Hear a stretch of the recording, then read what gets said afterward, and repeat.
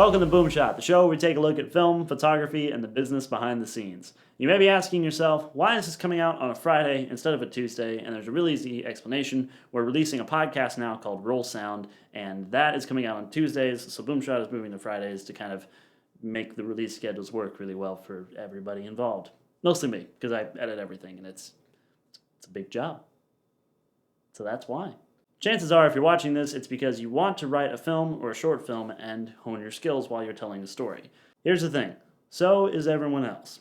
So I wanted to give you a list of cliches that have been used, reused, and then beaten with a stick a billion times so that you could either avoid them or flip them on their heads and use them differently. Let's go!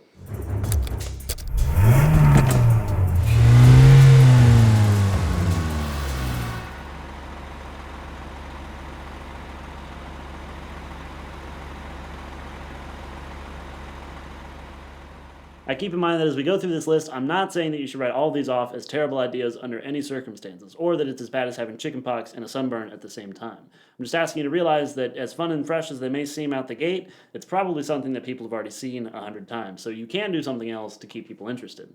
So, let's start with number one, because it's at the top of the list. Bumper.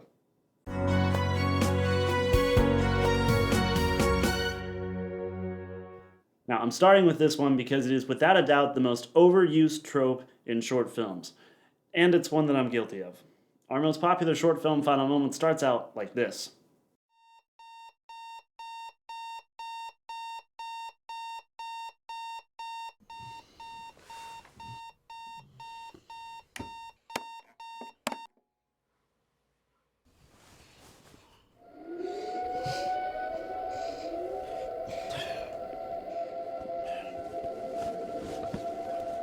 It makes sense to start a film this way, because most of our problems start when we wake up in the morning. Plus, it's a good jumping on point where both our character and our audience are both getting oriented. But it's been used so many times that a lot of the time when someone clicks on a video and they hear that alarm sound, they just click away again. And you don't want that happening. So try to find another way to introduce your character. On to number two.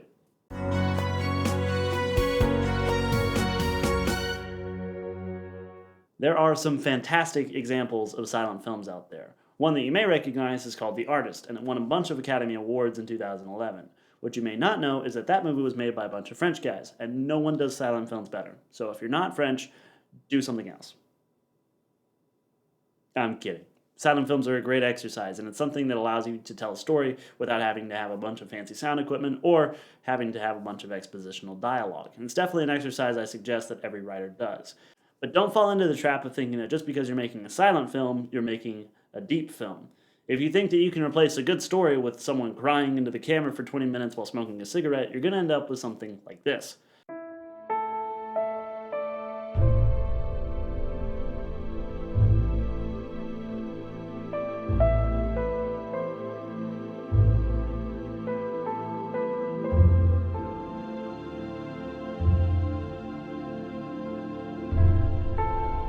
Oftentimes, depth comes with subtlety, not with having people overact for the camera.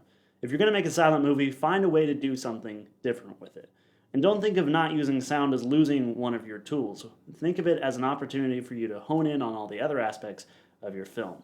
Find a way to make the silence work for you, not let it be an obstacle.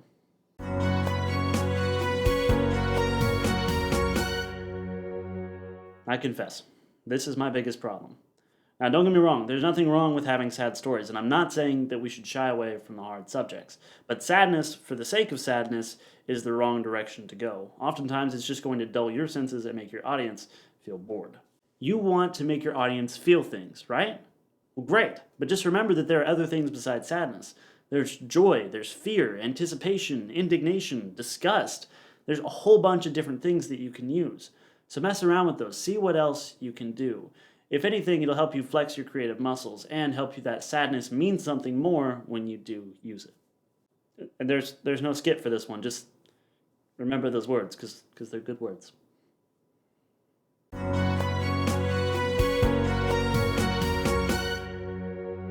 Find something else that's scary. I don't care what it is. It could be a living potato that eats people, or a house where every time you turn around there's a new painting showing one of your deepest, darkest secrets, or an IRS agent. But stop making me look at freaking clowns! I may have my own problems with this one.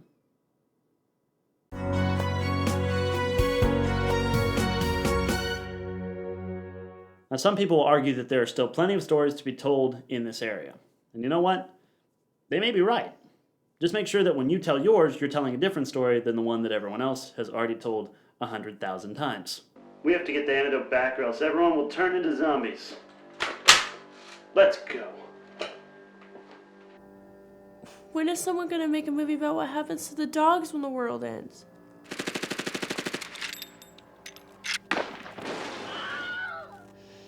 Besides, with all the nuclear wastelands and zombie apocalypses that we've faced in the last couple of years, don't you think humanity has suffered enough?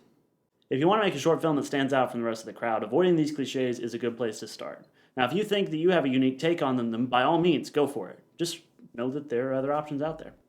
We'll see you next time. See? See, clowns aren't fun. Stop doing that to me. People, I need to go. Let's cut the camera.